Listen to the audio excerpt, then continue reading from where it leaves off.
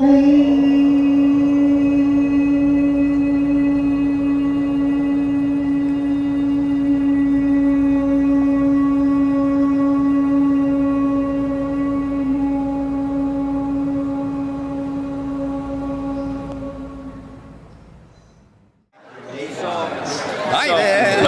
have an equipment malfunction. Are you ready?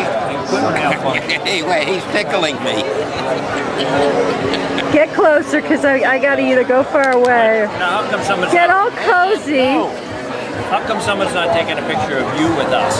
You know what I mean? Well, because I am the interviewer. I'm the filmmaker, producer, and director of Solstice 07, Winter Solstice 07. Is there enough And light? I need to, yeah, oh, absolutely. And you know what? You're right at the right camera angle, so I'm getting your best angle, Bagwant. Oh, you guys. How about you, Guru Simran?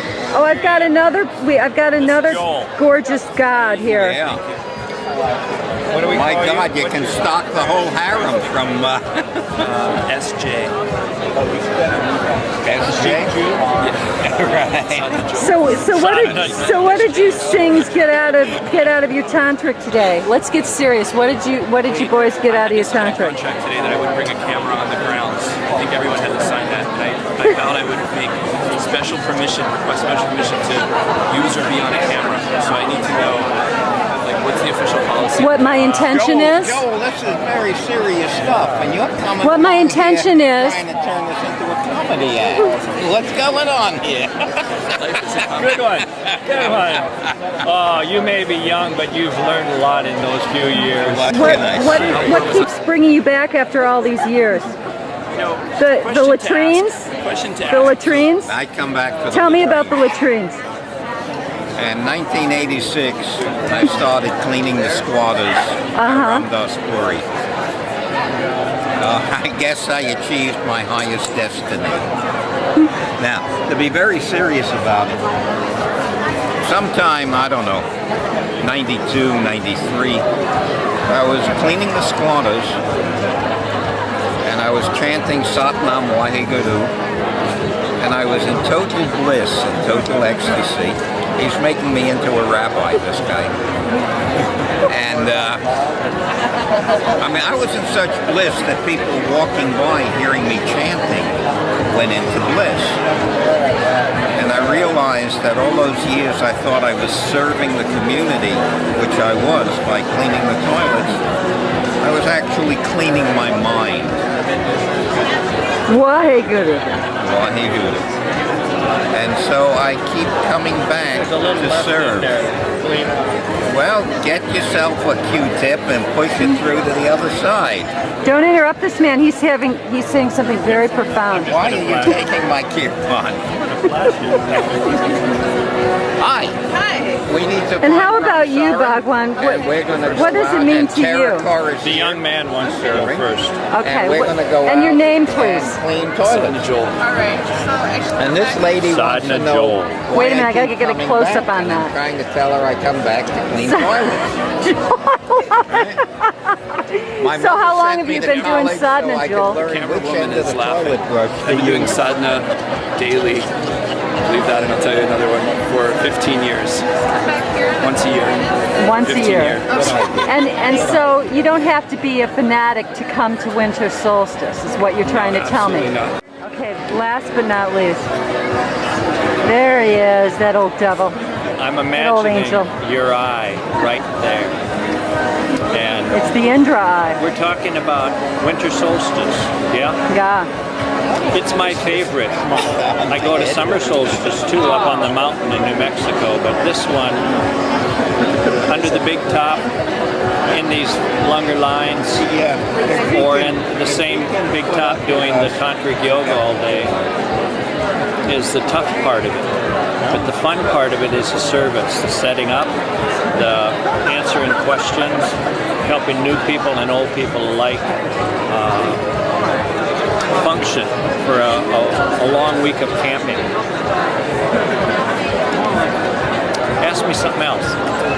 Well, I'd just like to comment that you were so much a part of my first solstice at New Mexico because of your service. and you just sat there and you let people come to you. Far out, and it worked. And it worked. I can tell you two things about the evolution of my service approach. 5 or 6 years ago, going to summer solstice, I wanted to break from the intense on-duty that I feel at winter solstice. Right.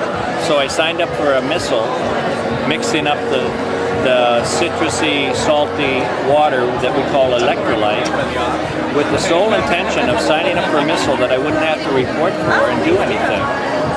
And basically that's what happened. Okay. I did nothing.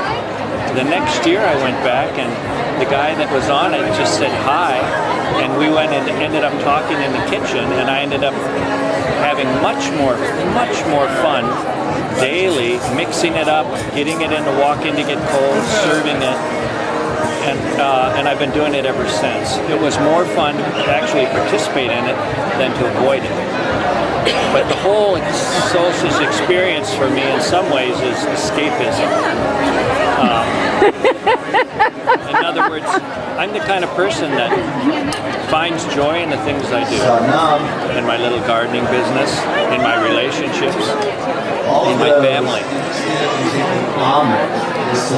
I don't need this announcement. Can we keep talking?